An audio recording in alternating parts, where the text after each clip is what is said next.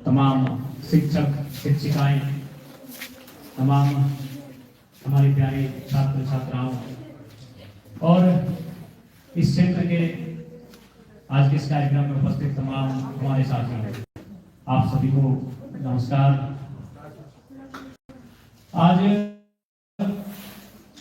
Parasnath college, बिल्कुल पारसनाथ का जिक्र आता है तो किसी भी शख्स के सामने गांव की तस्वीर आती है।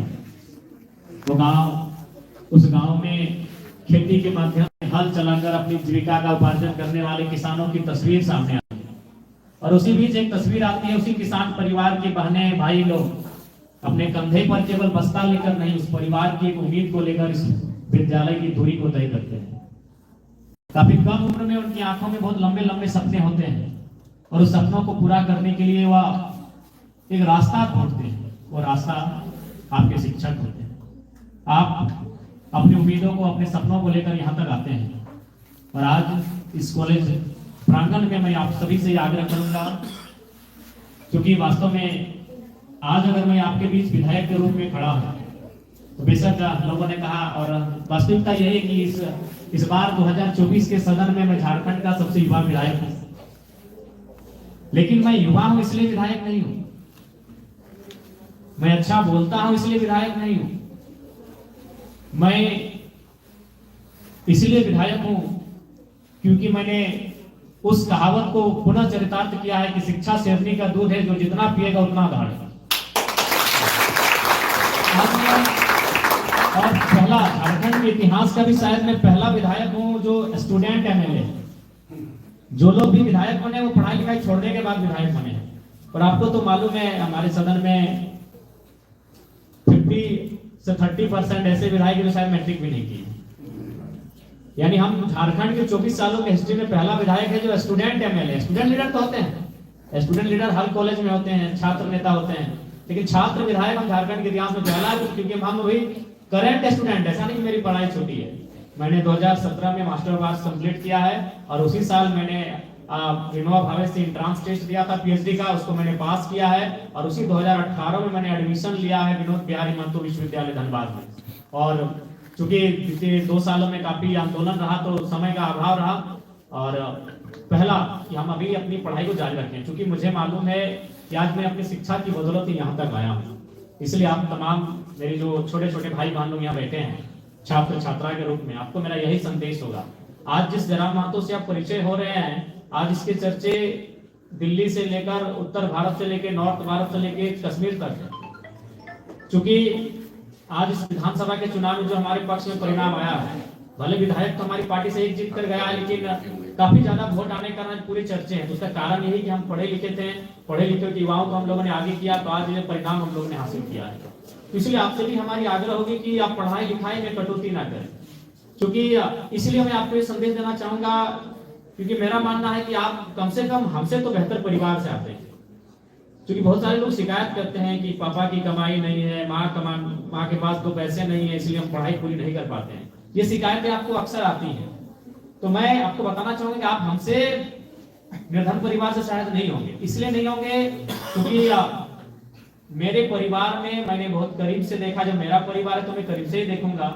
मेरे परिवार में 20 साल ऐसा बीता है जहां कोई पुरुष मुखिया नहीं, यानी उस परिवार में आप कह सकते मर्द नहीं। मेरे चाचा थे लेकिन दोनों आंखों से अंधे थे, तो घर को चलाने वाले हो नहीं सकते। यानी मेरे परिवार में मेरे जन्म के बाद से जब तक हम लोग बड़े नहीं हो गए तब तक मेरी माँ ने इस परिवार को संभाला। और अभी किस परिस्थिति में आपको मालूम है, जब मेरा पिताजी का डेथ हुआ था उस समय मेरी उम्र मात्र 2 साल थी और उससे बड़ा दुख का क्या बात था कि मेरा जो छोटा भाई था वो प्रेग्नेंट में माँ के कोख में था, उसका जन्म भी नहीं हुआ था जब मेरे पिताजी का डेथ हुआ था। मेरे पिताजी जब डेथ हो गए उसके अक्टूबर में डेथ हुआ था, जनवरी मेरे भाई का जन्म हुआ था, यानी 4 महीना बाद मेरे भाई का जन्म हुआ था। उसी साल पिताजी का डेथ हुआ था अक्टूबर में और मेरे दादाजी का भी डेथ हुआ था शायद जुलाई में। उसी साल में मेरे दादाजी मेरे पिताजी दोनों दुनिया के छोड़ के चले गए। और ट्रेजेडी क्या थी, मेरे से पहले मेरे 2 भाई बहन थे, वो भी काफी कम 1 साल 2 साल के अंदर उनकी भी डेथ हो गई। यानी मेरी माँ जिसने परिवार को संभाला, वो सोच सकते हैं कि किस कंडीशन में होगी। 2 बच्चे, उसका डेथ हो चुका था, उसी साल ससुर जी का डेथ हुआ था, उसी साल वो 28 साल की उम्र में विधवा हो चुकी थी।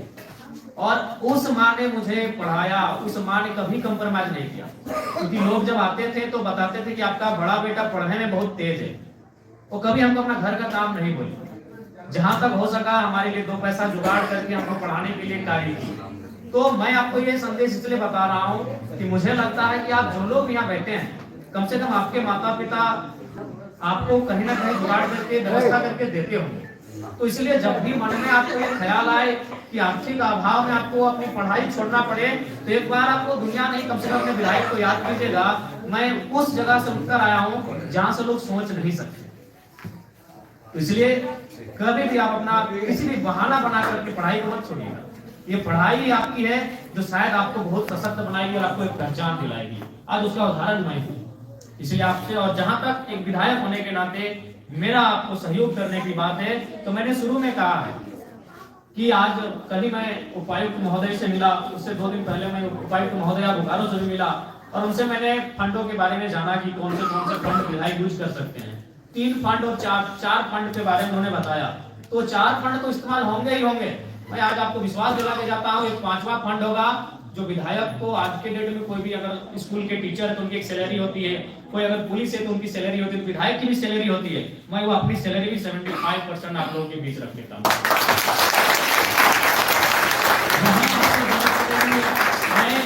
और चूंकि मैंने पहली प्राथमिकता शिक्षा को ही रखा है, क्योंकि अगर युवा शिक्षित होंगे, भाई बहन लोग शिक्षित होंगे, तो निसंदेह वो अपने अनुसार रास्ता तय कर लेंगे। जब उन्हें हम हुनरमंद बना देंगे, जब उन्हें हम अकलमंद बना देंगे, तो अपने प्रतिभा के आधार पर वो कहीं ना कहीं कोई रास्ता बना लेंगे। इसलिए आज आपसे, क्योंकि आप एक ऐसे परिवेश में, एक सुंदर वातावरण में पढ़ने के लिए आते हैं, एक शांत वातावरण है, आप अपने आप को, यही आज समय है आपको तपाने का, अपने आप को गलाने का, ये तपस्या का यही समय है, तभी इसका परिणाम आपको भविष्य में दिखेगा। वो कहते हैं ना कि आज जिस उम्र के आप पड़ाव में, उसे हम लोग टीनेजर कहते हैं। टीनेजर का मतलब होता है 13 to 19। ये एक ऐसा उम्र होता है जिसकी तुलना हम नदी से करते हैं। नदी जिसमें बारिश के मौसम में नदी को आप देखते होंगे, जब वो नदी अपने रास्ते पे चलती है तो अपने रास्ते से हट के चलती है, कभी पहाड़ों से टकराती है, कभी वृक्षों को डुबा के ले जाती है, कभी चट्टानों से टकराती है, और वो अपने तूफानी अंदाज में बहती चली जाती है, क्योंकि वो बरसाती नदी होती है। लेकिन अगर उसी नदी में अगर डैम बनाए तो वह डैम का पानी निर्जन ऐसे भूमि पर जाएगा जहां पानी की संभावनाएं नहीं है और विकसित होने का कार्य होगा। तो डैम का तात्पर्य है आप अभी एक नदी के समान, जो भी छात्र छात्राएं हमारे सम्मुख बैठकर हमें सुन रहे हैं, आप एक नदी के समान हो। कौन सी नदी? जो बारिश के महीने में तांडव मचाती है। आप उम्र के उस पड़ाव में हो, तो आप में जब तक डैम नहीं बनेगा तब तक आप किसी की उन्नति का कार्य नहीं करेंगे। तो डैम का मतलब है अनुशासन, डैम का मतलब है आपके शिक्षकों की निगरानी, डैम का मतलब है मर्यादा।